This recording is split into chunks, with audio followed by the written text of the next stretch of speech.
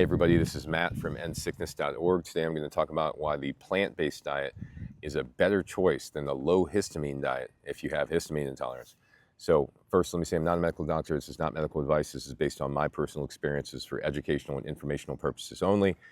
So let me go back to the question that most people have in their mind, which is the low histamine diet. How is that not the best diet for histamine intolerance? They say, well, how could a plant-based diet be better than the low histamine diet? Well, what I personally experienced by trying the low histamine diet was that I tried removing all the foods that had histamine in them, all the plants, etc., and I continued to eat meat.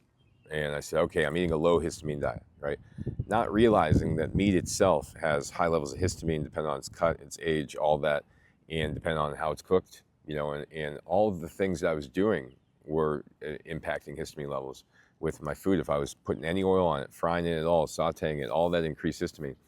I didn't realize that, the way I was living in general was I was eating low histamine foods, right, what I thought, but I was cooking them in a way that increased histamine, and I was eating meat, which I thought was low histamine, but it really was the exact opposite. It was feeding the bacteria that produce histamine, and I wasn't having enough of the plants which feed the bacteria that break down histamine, right?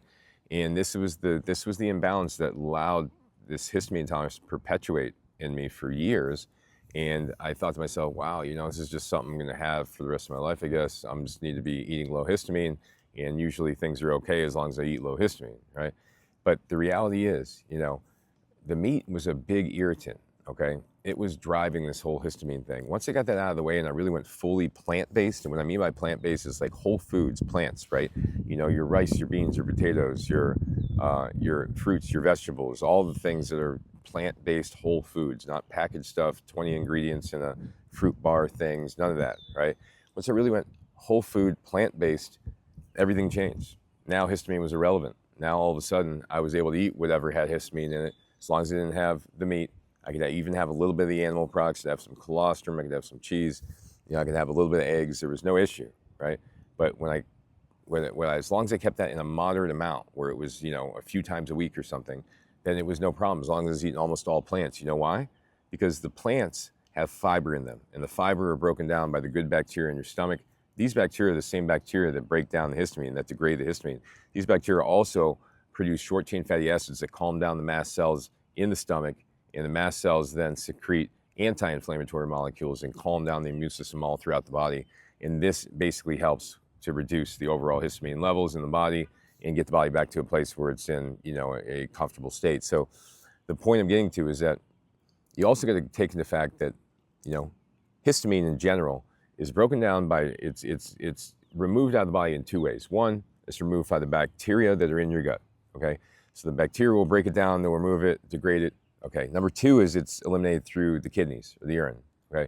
Now, the kidneys degrade it. Now, if you have kidney backup because you're eating too much meat and it's not being broken down, what's going to happen? You're going to have a flood of histamine, and you're going to start to have more intolerance to histamine. It's the same thing that happens with oxalates, salicylates, all these things. The reality is this is just based upon a toxicity within the body that is happening because the kidneys are backed up, the liver's backed up, because you're not breaking down the meat and it's rotting there, and the amino acids have to be processed by the liver. It's just a mess. It puts everything, it halts everything. I remember when I was eating meat, and I was in the middle of this whole situation, it would, all of a sudden my urine would start to go clear if I ate too much meat. And I realized, wow, like I'm not filtering out of my kidneys and my liver as well as I was before when I stopped eating meat, right?